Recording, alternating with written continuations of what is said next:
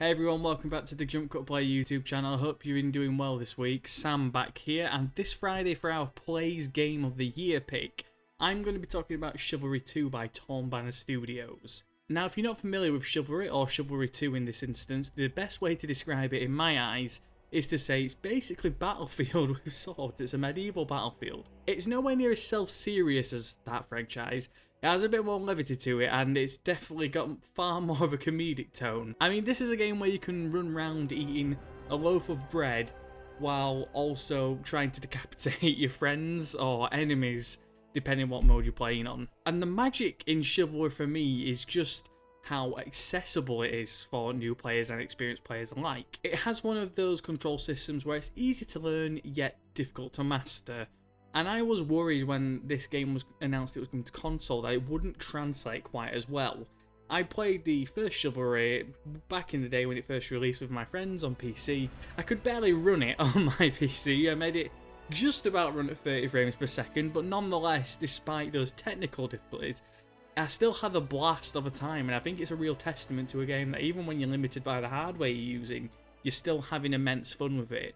And it was definitely a game that was catered towards PC playing, just the way the controls handled and how you do parries and riposts and blocks and hits and stabs, all that malarkey, and then to translate down to console seemed like a tall order. But thankfully, when they brought Chivalry 2 over to consoles and I first had my initial taste of it on the Xbox beta, all those worries were quashed, because they'd done it. They somehow transposed this seemingly gargantuan task of a complex combat system and then put it onto a console controller. It works. And for me personally, if you don't know, if you haven't read our review over at JumpCut Play, I gave this game a perfect 10, and having played it consistently through the months after that review, I still stand by that score.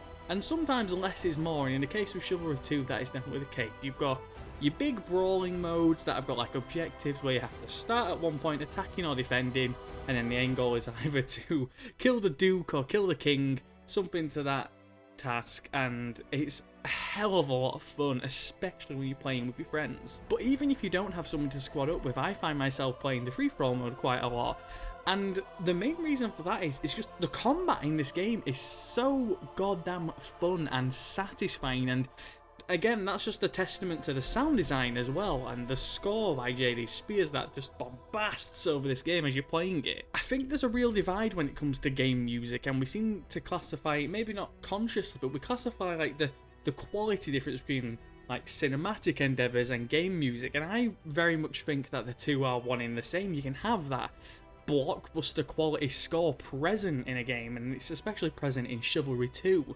The score for this game is magnificent, and again, that just helps bring the satisfying combat to a head, because when you're clashing swords with someone, you can feel the weight, whether you're using a broadsword or using a bow and arrow. You can feel that junk as the arrow leaves the bow. It's all part of this beautiful combat system that is really at the heart of this game, because this game lives and dies on whether this combat works, because for all intents and purposes, this is basically a large-scale brawler. Even among all the chaos that you'll find as you go across all these huge maps, and believe me, they are huge, but they are richly detailed and great to explore, you still have those moments of like a one-on-one duel, and you still have those more personable, intimate moments. I know that's a weird thing to say about a game where you're cutting people's heads off, but you have those intimate one-on-one duels where you're focusing, you're thinking how to counter, and believe me, when you counter in this game, you get that blue notification saying you've done it, and you're able to riposte with a stab or an overhead.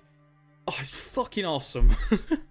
In this age where we have so many multiplayer games to jump into, it's nice to have a game that isn't as focused on the leveling up, which is present. You can customize your character and whatnot. It's just about the experience of just jumping into something. No matter how long you want to stay in the game, you can jump in and just have an experience that is stress-free. And sure, you can play it competitively and you can have that mindset, because at the end of the day, it is about dueling and sword fights and how to figure out how your opponent is going to attack.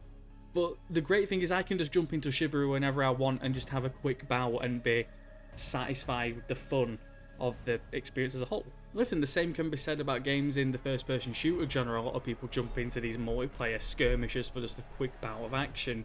But Chivalry 2 just has it just has that spark, that's something different that keeps it fresh. And it's great to see a game after it's launched have transparency with the content that's coming to it as well.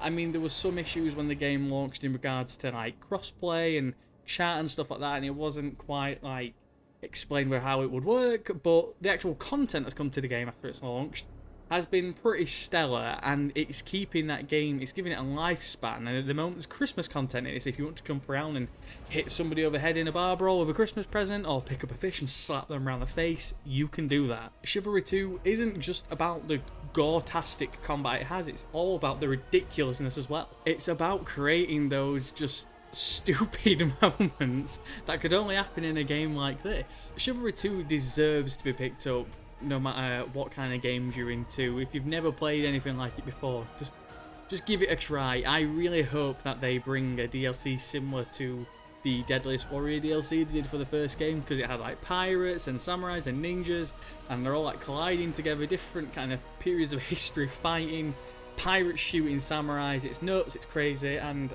I live for that kind of stuff. So those are my quick thoughts on Chivalry 2 and why it deserves a place in JumpCut Plays Games of the Year. Have you played it? Did you like it? If you didn't, let us know down in the comments down below or on Twitter at JumpCut_play. And I hope you have a fantastic weekend, and we'll be back again next week with another pick.